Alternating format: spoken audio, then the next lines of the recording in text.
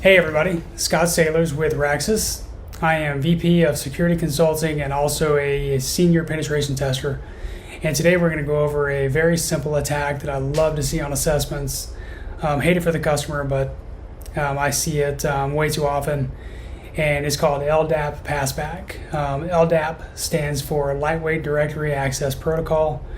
And you see LDAP when in a ton of different situations. Some very common ones are multifunction copiers, printers that have scan functionality. You can set up LDAP to connect to your Active Directory environment so you don't have to enter in all the users that need access. It just pulls it from the server and you're good to go.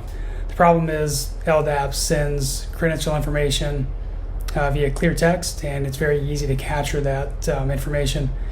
And I've got three different examples, three different software and devices that we're going to go over, and I'll show you how easy this attack is, and maybe it'll be something that you can add to your attacks on penetration testing, or give you some knowledge so if you're on the defense side you can go in and start looking at implementing some controls around it, implementing LDAP-S, and so on. So anyway, enjoy the videos. Thanks.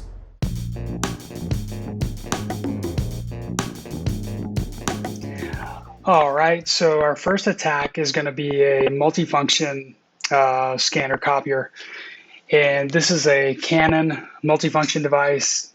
And one thing that we run across quite a bit, and I know I say that quite a bit, but it is true, default passwords on multifunction devices, copiers, printers, we run across that a whole lot more than people probably even think about, because a lot of times vendors are managing these devices and IT doesn't really pay attention to them because they just hand it off to the vendor and assume the vendors are doing their part for security, and a lot of times they're not. So for this particular model, the password is the same as the username, 7654321.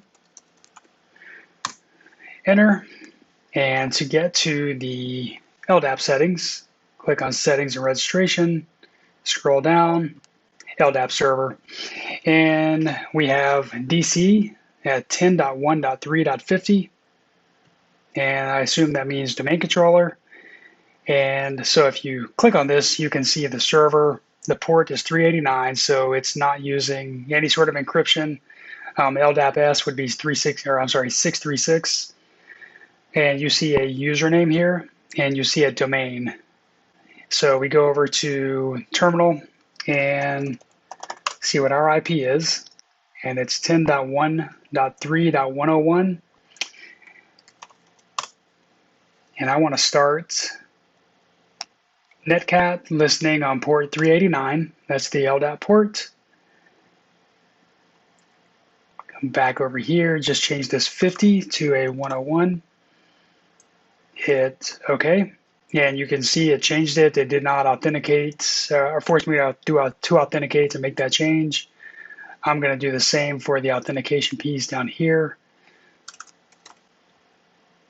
And it's similar settings. This one is actually missing the username. It does have the domain, so we'll see. I actually shouldn't even need this portion.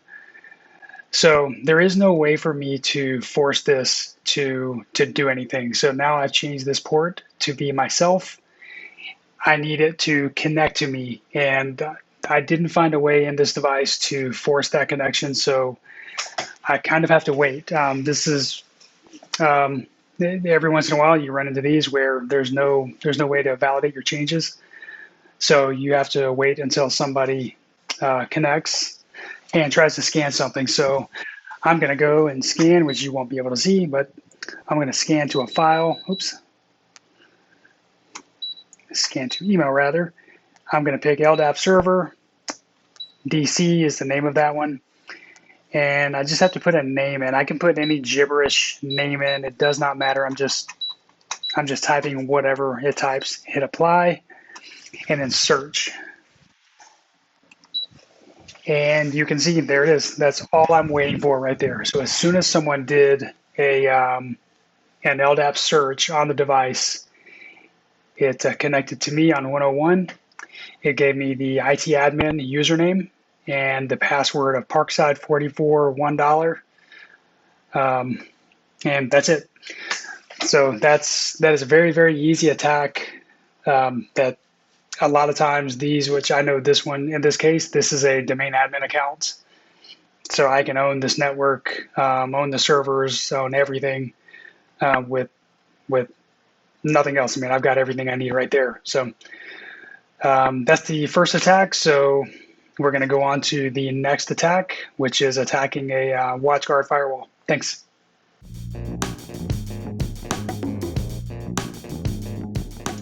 All right, attack number 2. I've run across multiple different network devices where, for some odd reason, they have the default credentials still set on them, or we run across spreadsheets with usernames and passwords for network devices during our pen tests. So the default username and password for WatchGuard firewalls is admin and read, write, all lowercase, and accept, log in, I'm authorized, yada, yada. All right, so the authentication is where we want to go here, and servers. And as you can see in here, LDAP is set up, and it's pointing to that same server, that 3.50. Come back over here. We are .101, like we were on the last one. And as you can see, the password is set in there. You can't see what it is. The username, this one, the username is actually called service.accounts, and the domain is abccorp.local. And LDAP-S is not being used, and there's nothing else set up here, so we will change this to .101. Hit save. And this one is fairly easy because all you have to do is test for the connection for LDAP. Should come up any second now. Come on. Okay, there we go. And it does not matter what you type in here. You can type in gibberish, password, test connection, and here you go. And as you can see, we caught the username, service.account. Okay, it timed out. And then we caught the password. And as you can see, that password is, it's not necessarily the strongest, whoops, but you can see it's super secret password right there. It throws some of those characters on it, but it ends in 2021. So that's another way you can capture the credentials. That's a service account that's in use, and that could be a domain admin account. Don't really know on that one. I can't remember how I set that one up, but there you go. It doesn't matter what you put in. It polls and it uses the authentication information that's already set up for LDAP. So that is why this attack is so dangerous, because you literally don't have to know anything else to gain a probably an admin type account. So the next one is going to be Manage Engine, one of the Manage Engine tools, and I'll show you how to do a similar attack there. Thanks.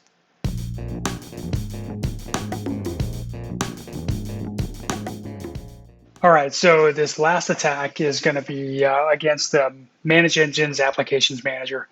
And one thing I'll throw out there is these attacks are not the fault of these vendors. So the fact that we're using default passwords to gain access to these devices and to these applications is not the fault of the vendor. It's the fault of whoever sets these devices up and doesn't change the passwords. And on this one, I ran across this one recently on an assessment, and it kind of shocked me that you log in using admin and admin, and you have this big, bright red and orange, yellow thing pop up telling you to change the password. And I get it. Sometimes you're in a rush to get things rolled out, but that's how security issues happen, is just oversights on things like these. So anyway, enough ranting. I'll go back into the attack. So we click on admin and then go to user management. And as you can see, this is the user that we're logging in as. I want to click on domains, and here we go. Port 389 is LDAP. This is the abccorp.local, and here is the IP address. I'm going to change that to the 101.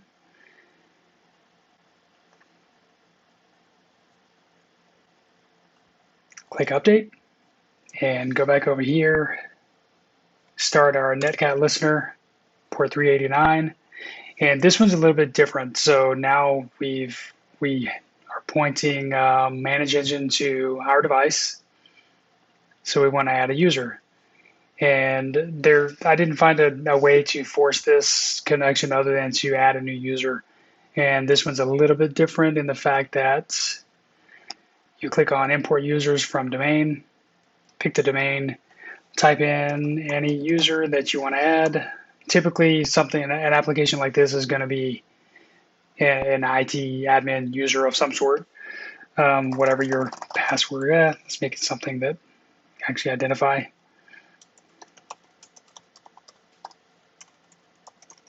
Super secret password, manage engine 1. Click fetch, and this box pops up. It's trying to authenticate to the server.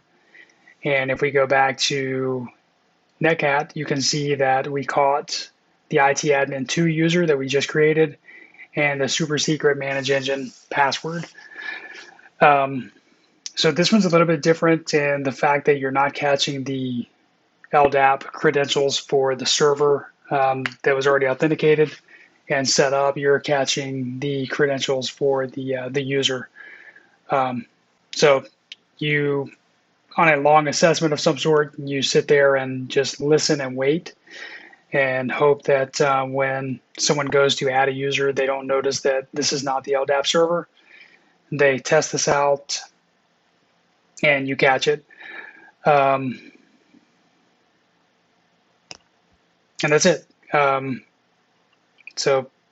can't tell you how many times I've seen an attack like this happen. IT looks at a change like this or something like this as some kind of oversight, some kind of error, somebody mistyped, and they just change it.